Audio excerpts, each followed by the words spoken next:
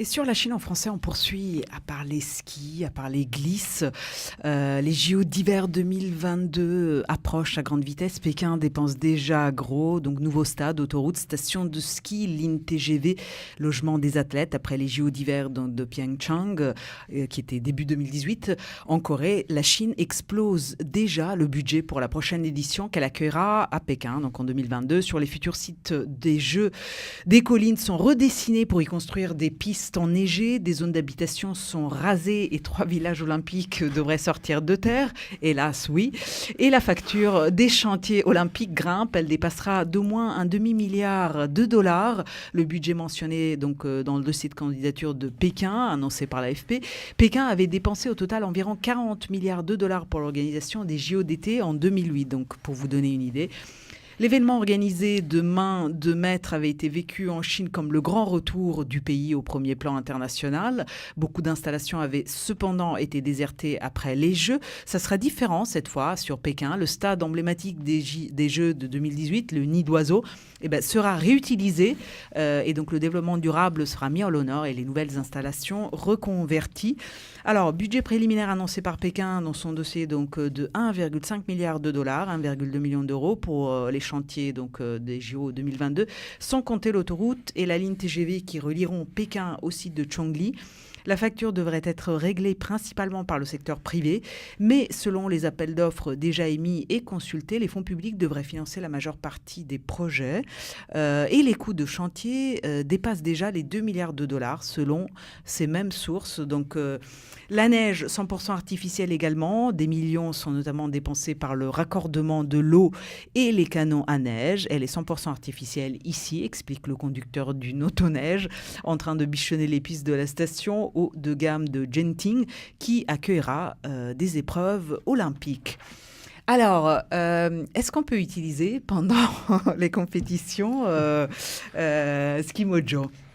Alors, avant de répondre à cette question, je voudrais déjà féliciter. Je suis épaté de voir quand même que les Chinois arrivent à organiser dans la même ville les Jeux Olympiques d'été et les Jeux Olympiques d'hiver à quelques années, il y a moins de 10 ans, je crois. 2008, 2022, voilà, ouais. Je trouve 14 ans. 14, ouais. Je trouve ça assez extraordinaire. C'est vraiment un pays qui s'ouvre, qui se développe et qui va vers des sports sur lesquels il n'était pas présent. Enfin, le ski notamment, mais je pense que l'ensemble des sports d'hiver... on voit quand on part de pas grand-chose, mais qu'on a beaucoup de volonté, on y arrive. Et voilà, on ne peut que se féliciter de ça. Ouais. Et puis d'ailleurs, on les voit de plus en plus nombreux aussi dans les stations de ski. Et ils ont une soif d'apprendre monumentale. Ouais. On voit beaucoup de délégations chinoises venir en Europe, pas en France. Je les ai vus en France, mais je sais qu'ils viennent aussi en Suisse, en Autriche et en Amérique du Nord, pour apprendre, pour voir comment s'organisent les compétitions, pour voir comment on accueille. Là, à Val d'Isère, vous en avez vu Oui, il y avait une délégation qui est venue en décembre. Pendant le critérium de Val d'Isère, ils veulent voir absolument comment s'organise une compétition, comment est-ce qu'on accueille le public, comment est-ce qu'on récompense les champions. C'est quoi le critérium de Val d'Isère ? C'est la première épreuve de Coupe du Monde en France. Donc qui a lieu généralement le deuxième week-end de décembre pour les hommes et le troisième pour les femmes. Un slalom géant, un slalom spécial. Donc ça ouvre vraiment la saison des Coupes du Monde en France. D'accord. Juste avant, ils sont en Amérique du Nord. Donc on les voit venir et soif d'apprendre et de skier. Et de plus en plus aussi de touristes qui viennent skier sur les pistes des Alpes. Philippe, alors tout à l'heure, vous me disiez, on va parler des compétitions.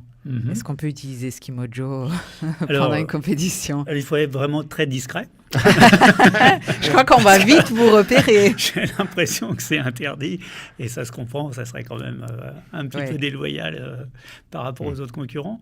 Mais ça peut aider pour l'entraînement. C'est-à-dire que quand vous faites des passages pour avoir le meilleur virage, la plus belle courbe et autres, ça use. Vous faites 2-3 passages et puis là, vous avez les cuisses un petit peu qui chauffent. En feu.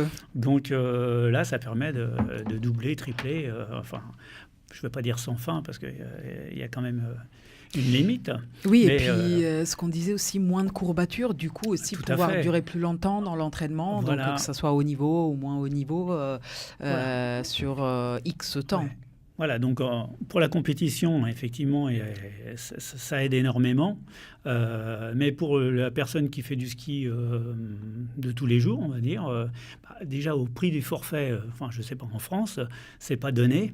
Et je pense que ça amortit bien quand même le ski mojo, qui n'est pas donné non plus. Mais quand vous dites sur une semaine, j'ai skié quand même 7 jours à fond, ce qui n'était pas mon cas avant le ski mojo. J'en étais content, mais... Vous skiez combien avant, justement, en ayant des petites blessures, avec un peu l'âge Je skiais, mais pas à fond. Ce que je veux dire, c'est que, qu'il neige ou pas, je suis vraiment un accro, donc je skie toute la journée. Oui. Mais je skie pas de la même façon, quoi. Là, dès 9h, on attaque, à 17h, vous fermez la piste. Voilà, j'étais toujours pareil, en train d'attaquer. Alors que c'était loin d'être le cas avant, quoi. C'était plutôt en mode touriste où il faut se reposer un petit peu. Quand vous dites loin d'attaquer, c'est-à-dire d'être vraiment, proactif sur la piste au lieu de... C'est-à-dire de demander à mes skis de tailler la courbe comme je veux, d'aller vite en sécurité. Quand on est fatigué et qu'on n'en peut plus, vous ralentissez ou vous voyez un petit peu, c'est comme quand vous conduisez, que vous êtes fatigué, bien sûr. Vous voyez que les yeux se ferment, vous dites, je lève le pied parce que là, c'est plus... Bien sûr, c'est prudent, dangereux. Quoi. C'est dangereux pour moi et pour les autres. Avec le ski mojo, comme vous n'avez pas cette sensation-là, vous skiez à fond tout le temps. Est-ce que ça s'utilise sur le snowboard aussi ? Oui. Oui. D'accord. Oui, snowboard, télémarque, surtout ce qui glisse sur la neige, finalement. D'accord. Et ça fonctionne très bien, on va dire tout ce qui glisse sur la neige et vraiment pour toutes les tranches d'âge. À partir de quel âge ? Il faut quand même être on va déjà dire à partir de, on va parler de poids, on va dire à partir de 50 kilos, parce qu'au-dessus de ressorts, on a des ressorts qui, c'est un problème de poids et aussi de taille des jambes. Donc on va dire que c'est plutôt autour de 14-15 ans, parce que si on est trop petit, le système n'est pas encore adapté pour des petites tailles. Et de poids, on va dire, poids standard, c'est au-dessus de 55 kilos. On arrive à l'adapter pour des plus petits gabarits. Et au niveau de l'âge, on a des utilisateurs qui ont moins de 18 ans, et puis on en a d'autres qui ont 82, 84, 85 et qui skient encore comme des jeunes hommes. Et quand on les croise sur les pistes, c'est un vrai plaisir parce qu'ils viennent nous voir, ils nous remercient d'avoir découvert cet équipement-là. Est-ce que vous êtes en contact avec, je pense là au Club Med notamment, qui accueille beaucoup d'Asiatiques aussi de plus en plus dans leur club sur les stations. Est-ce que vous commencez à établir des partenariats, par exemple avec le Club Med pour ce genre de choses ? Tout à fait. Alors, les partenariats informels ont commencé il y a déjà 2-3 ans, puisqu'on a plusieurs moniteurs ou chefs de centre qui utilisent le ski mojo. Et là, c'est en cours de discussion, mais j'aurai la réponse peut-être à la fin de cette émission, allez savoir.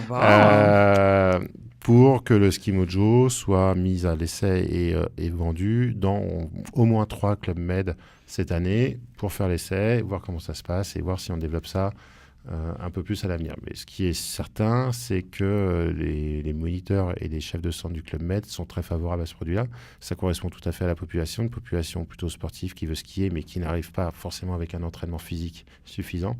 Et qui a des soirées incroyables dans les clubs med où ils se couchent à pas d'heure et du coup le lendemain, j'imagine, pas évident de se remettre sur les skis. Le ski mojo ne fait pas de miracle. Le ski mojo est mécanique, il n'est pas magique. Si vous n'avez pas dormi la nuit, vous serez toujours fatigué le lendemain. On est d'accord. On ne peut pas danser avec non plus. On peut danser avec. Donc les après-ski comme en Autriche où on garde encore ses bottes de ski. Ou à la folie douce. À la folie douce, oui, voilà, c'est ça. Donc une fois que le ski mojo est désactivé, il n'y a absolument aucun souci. On peut tout faire avec, vraiment tout. Je ne sais plus pourquoi je disais ça, mais sur le partenariat avec le Med, voilà. Donc le ski mojo intéresse le Club Med, mais plus largement, il intéresse aussi les stations de ski et les domaines skiables, puisque le ski mojo permet finalement aux gens de skier plus longtemps dans leur vie. Ce qui intéresse évidemment les stations de ski, puisqu'il est toujours plus facile de retenir ses clients actuels et de garder plus longtemps sur ces domaines skiables. Plutôt que d'aller recruter de nouveaux skieurs, de jeunes skieurs qu'il va falloir former, qui arrivent peut-être avec un pouvoir d'achat un peu inférieur parce qu'ils sont plus jeunes. Donc nous, on a vu beaucoup de nos clients qui étaient sur le point d'arrêter le ski parce qu'ils y prenaient moins de plaisir, parce qu'il y avait des douleurs, parce qu'ils skiaient plus comme avant, qui se posaient la question, qui se disaient tiens, peut-être qu'en mars ou en avril, on va plutôt partir à la mer plutôt que d'aller skier. Et grâce au ski mojo, ils reprennent go au ski et ils se posent plus la question, ils viennent skier.